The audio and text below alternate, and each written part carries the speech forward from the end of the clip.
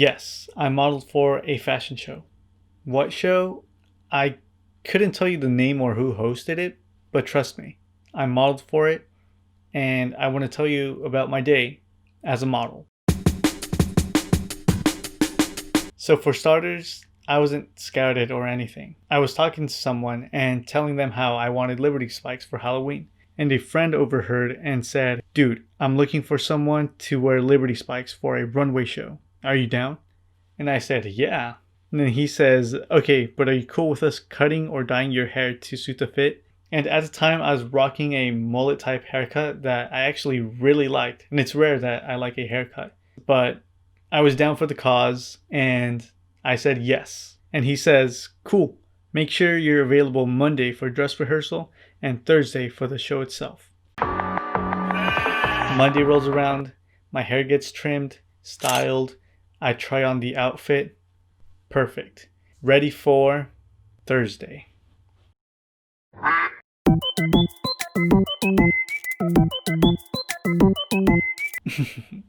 I'll make a video on them later. Anyways, in order to be a model, I must first feel like a model. And what do models feel? They feel hungry.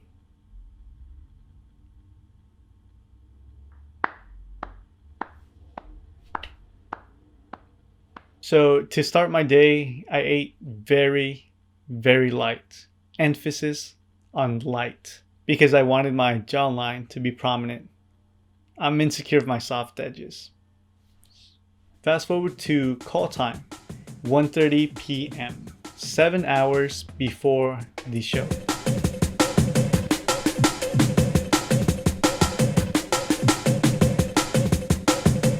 Why so early? Well, there was only one hairstylist and they had to do every model's hair. And mine just happened to take the longest, so it makes sense. Shout out to Hands of Angel. Link their Instagram in the description. Here's a helpful tip if you plan on getting Liberty spikes.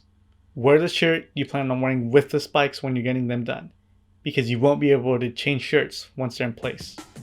Think ahead. Sometime later, the other models started showing up, and it was their time to get glam.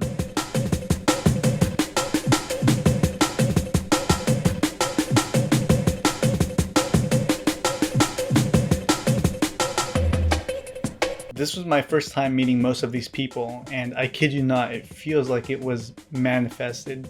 What I mean is, it was very difficult for me to meet other creatives on my own. And it wasn't until I did something out of my comfort zone where I got to meet these incredible creative individuals. I'm still very much introverted, so it wasn't all just handed to me. I had to put in some effort on my part. After some time, the models had their hair done and it was time to get dressed. And let me tell you about my outfit. So I was fitted with custom Atrociity outwear, custom sweater, custom leather jacket, jeans, and 3-inch platforms. Now, I don't know what brand they were, but I actually really like them. What's Atrociity? Right. So Atrociity is a clothing brand made by Valence and Angel. Their unique style and designs are making an impression in the Phoenix fashion scene, and it's such an honor that they wanted me to model for them. I couldn't thank them enough for the opportunity to model and meet other creatives. So please check them out, buy something from their shop. I'll link their Instagram and website in the description below. Much love to Atrociity. Okay, so I'm hungry, I'm hyped, and the time to head to the show is here. So let's go to the Desert Botanical Garden.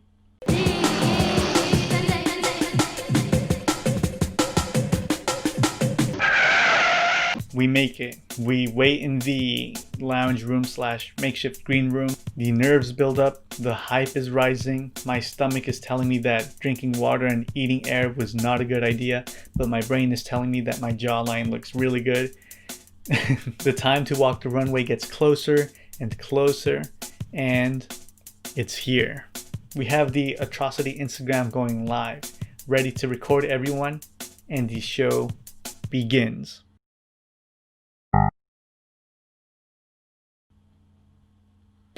Okay, so I don't actually have any footage of the show itself. We had different phones going live and they all cut off at the same time. And only about a minute or two saved. Very weird, very, very upsetting. But I do, however, have separate footage of the models and pictures as well to show. I love to end my videos on high notes, so before I show you these incredible people and their beautiful outfits, let me give you my final thoughts. And please keep in mind that this is my personal experience. If you ask any other model how they felt, they would give you a much different answer. Okay, so being a model was exhausting, uncomfortable, awkward, and I would definitely do it all over again. Let me explain. If you've ever been part of a school band concert, play, piano recital, or any performing arts performance, you know the feeling at the end of the night when you're done performing, when you're done cleaning, done talking to everyone who came out to see you. You're drained, you're exhausted, and that's what it felt like to me. But then again, it could also be because I consumed less than 500 calories that entire day.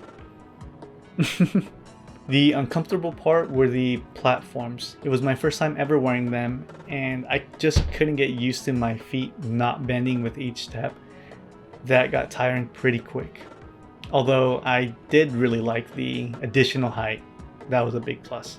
And it was awkward for me because I don't like being in front of the camera. I don't like having my picture taken, which weirdly enough was the entire purpose of that night. I can't pose. I don't know how to pose. I'm not photogenic. Each picture that I see of myself I think is horrendous, and I just struggle to take one nice picture. I just don't like being in front of the camera. But this is a good thing. The more I do it, the better I'll get at it. And I want to be comfortable being uncomfortable. Thank you so much for sticking around and watching till the end. And thank you for listening to me blabber on. I really do appreciate that. Anyways, here are all the actual pretty people that you actually want to see. I'll see you in the next one.